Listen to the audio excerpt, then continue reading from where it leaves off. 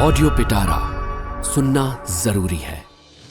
नमस्ते दोस्तों, आपका स्वागत है दिल से दिल तक विद खुशी में। बेहतरीन लव स्टोरीज को सुनने के लिए मेरे चैनल को सब्सक्राइब करें और बेल आइकन को दबाना न भूलें ताकि आपको हर अपडेट मिलता रहे। नमस्कार दोस्तों, आप सुन रहे हैं दिल से दिल तक विद खुशी। नमस्कार दोस्तों, आपका दिल से दिल तक में फिर से स्वागत है। आज की कहानी में हम देखेंगे कि राजीव और प्रिया की पहली मुलाकात के बाद उनकी ज़िंदगी में क्या बदलाव आता है। क्या उनकी दोस्ती आगे बढ़ पाएगी? तो चलिए शुरू करते हैं आगे की कहानी। कुछ दिन बीत जाते हैं। राजीव और प्रिया की पहली मुलाकात को भले ही थोड़ा वक्त हो गया है, लेकिन दोनों एक दूसरे को भूले नहीं हैं। राजीव को कॉफ़ी शॉप में बिताई गई वो शाम बार बार याद आती है।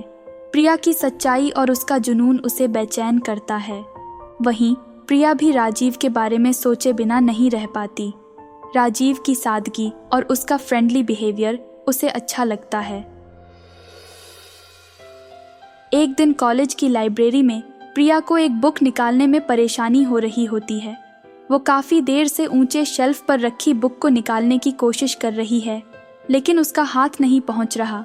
तभी उसे पीछे से किसी की आवाज़ सुनाई देती है, कैन आई हेल्प यू?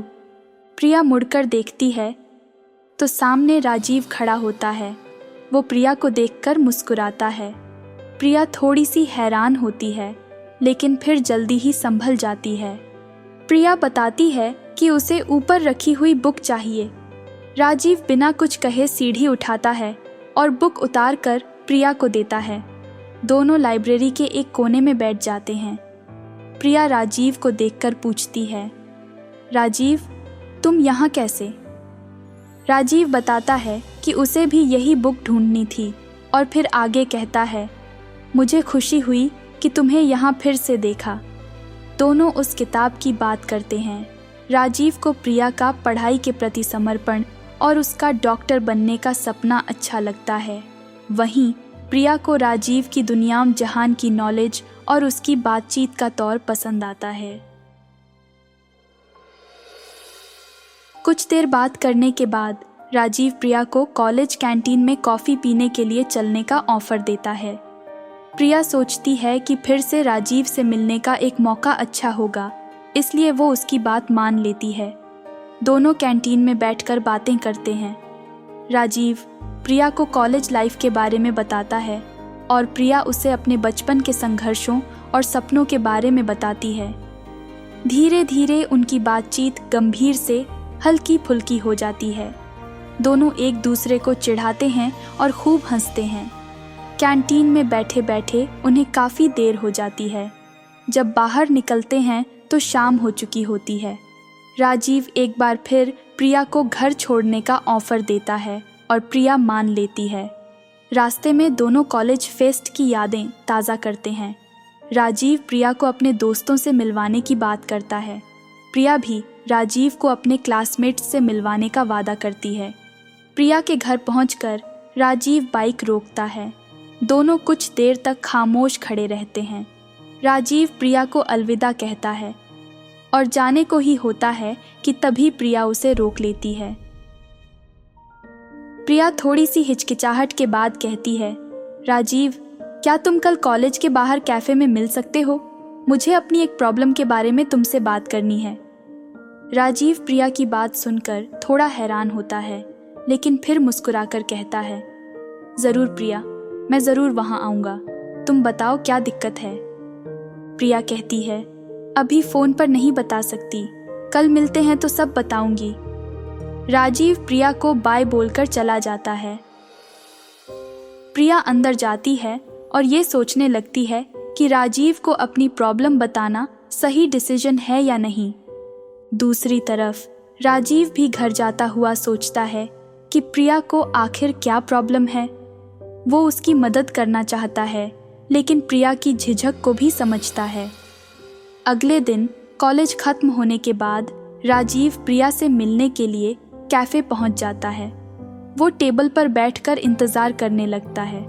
कुछ देर बाद प्रिया भी कैफे में आ जाती है। राजीव प्रिया को देखकर मुस्कुराता है और कहता है, तो बताओ प्रिया, क्या प्रॉब्लम है? प्रिया एक गहरी सांस लेकर कहती है, राजीव, मुझे एक ट्यूशन टीचर की ज़रूरत है। राजीव थोड़ा हैरान होकर कहता है, ट्यूशन टीचर? तुम्हें ट्यूशन टीचर की ज़रूरत क्यों पड़ेगी? तुम तो खुद ही बहुत पढ़ाई करती हो। प्रिया बताती है, मैं खुद के लिए नहीं बल्कि अपने छोटे भाई के लिए ट्यूशन टीचर ढूंढ रही हूँ। वो 10th क्लास में है और उसको पढ़ाई में काफ़ी दिक्कतें आ रही हैं। हमारे घर में कोई भी उसे ठीक से पढ़ा नहीं सकता। वो किसी की नहीं सुनता।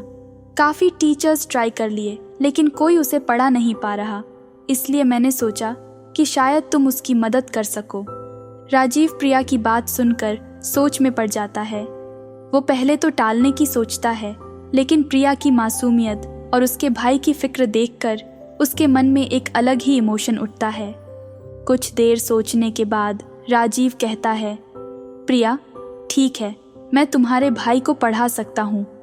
लेकिन प्रिया राजीव की बात काटते हुए जल्दी से कहती है, लेकिन कुछ नहीं राजीव, मैं तुम्हें पैसे दे दूंगी।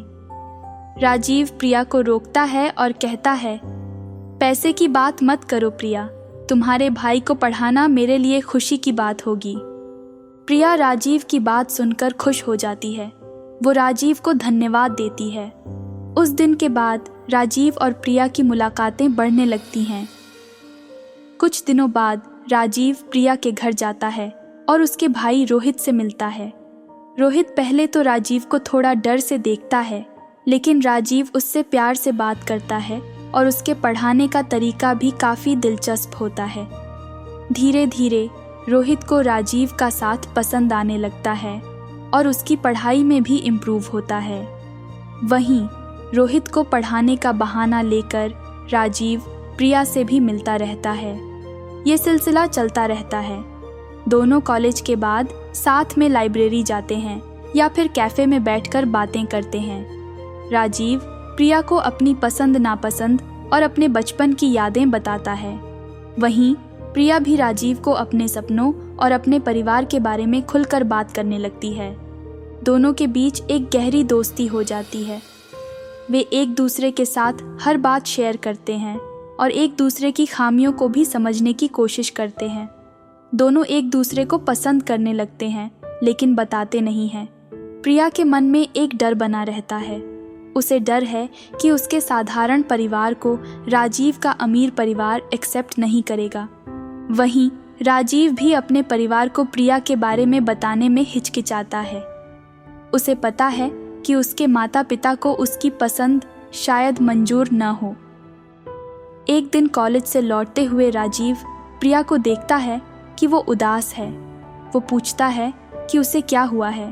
प्रिया थोड़ी देर झिझकती है, लेकिन फिर राजीव को अपने डर के बारे में बता देती है।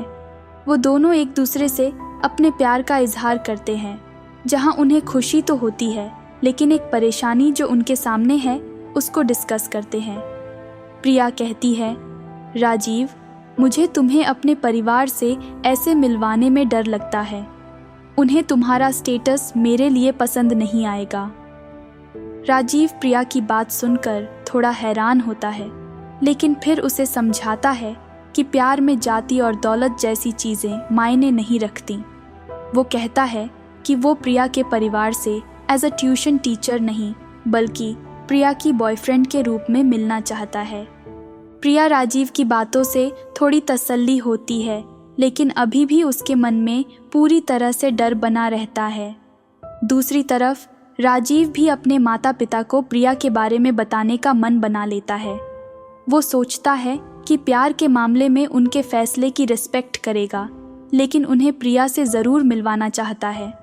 इस तरह राजीव और प्रिया की दोस्ती प्यार का रंग लेने लगती है। अगले एपिसोड में देखेंगे कि क्या राजीव और प्रिया अपने परिवारों को अपने प्यार के बारे में बता पाएंगे। इन सवालों के जवाब अगले एपिसोड में मिलेंगे। उम्मीद है यह कहानी आपके दिल को छू गई होगी। आपको यह प्यार भरी कहानी कैसी लगी? कमेंट और रेट करके मुझे ज़रूर बताएं और अपने दोस्तों के साथ इसे ज़रूर शेयर करें। अगर आपके पास भी ऐसी प्यार की कहानी है तो मुझे शेयर करें podcast@audiopitara.com पर। और मेरे साथ जुड़े रहने के लिए फॉलो और सब्सक्राइब करें। दिल से दिल तक विद खुशी, available in all major audio streaming platforms. अगर आप इस पॉडकास्ट को बिना एड्स के सुनना चाहते हैं तो अभी डाउनलोड करें audio Pitara app from Google play store. आपको यह प्यार भरी कहानी कैसी लगी? कमेंट करके मुझे ज़रूर बताएं। अपने दोस्तों के साथ शेयर करें और चैनल को सब्सक्राइब करना ना भूलें। ऑडियो पिटारा सुनना जरूरी है।